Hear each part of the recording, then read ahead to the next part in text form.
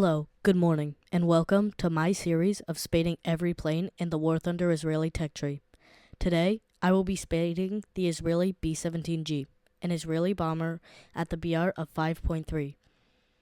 The B17G was the final model of the B-17 to be used in combat. Some of the upgrades to the G variant of the B-17 include carrying 13 machine guns instead of 11, with a new remote-controlled frontal turret.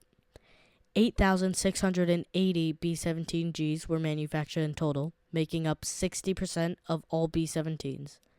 In World War II, the B-17G was used in long-range strategic bombing missions in the European front. After they were decommissioned as bombers by America, some units had their military parts removed and were sold into private ownership. In 1948, the IAF, or Israeli Air Force, doctrine did not dictate need for four-engine long-range bombers, as their enemies were all nearby. However, the IAF desperately needed any aircraft they could get.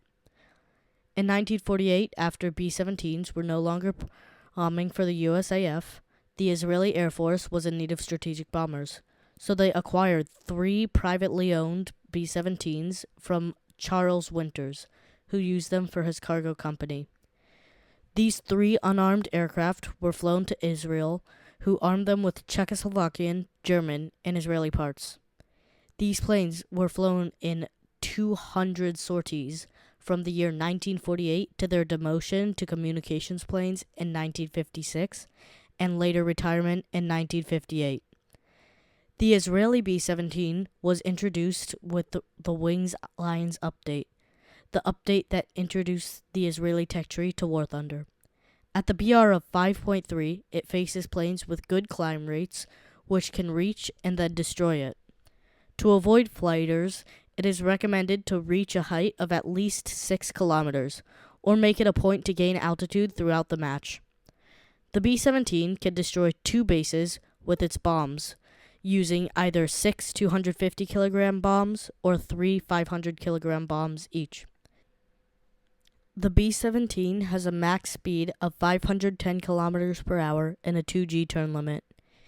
It features combat takeoff and landing flaps with the rip speeds of 283, 261, and 249 kilometers per hour, respectively. Additionally, the landing gear comes out at 290 kilometers per hour. Of the 10 crew members, 8 are gunners, which have a total of 13 50-caliber machine guns and no noticeable blind spots. The B-17 can carry 6 500-kilogram bombs or up to 12 250-kilogram bombs, giving it a total bomb load of 3 tons. Some of the pros of the B-17 include having enough bombs to take out 2 bases, having a high bomber air spawn, and having good coverage gunners. The cons, however, are its weak wings when overspeeding or turning, its large size which attracts enemies, and its slow speed which makes you easy to hit. Additionally, the defensive guns, while having good coverage, are not strong, and the engines overheat quickly, further reinforcing the slow speed. My personal review of the B-17 is that while I could see people enjoying it, it just does not fit my playstyle. I don't like the long waits and little action of bombers, which is only increased by the inability to fight smaller aircraft effectively. However, as a bomber, this plane is good. It has no gunner blind spots and can carry enough bombs for 2 bases in air-realistic battles. So if setting a course, walking away, and coming back to great rewards is something for you, then you might like this bomber. Thank you for watching my video. Any feedback you leave in the comments is greatly appreciated. This was a new and experimental style of video, using only voiceovers, so please tell me if you liked it. If you would like to see a video in my other style, click on this video to watch me spade the P-51.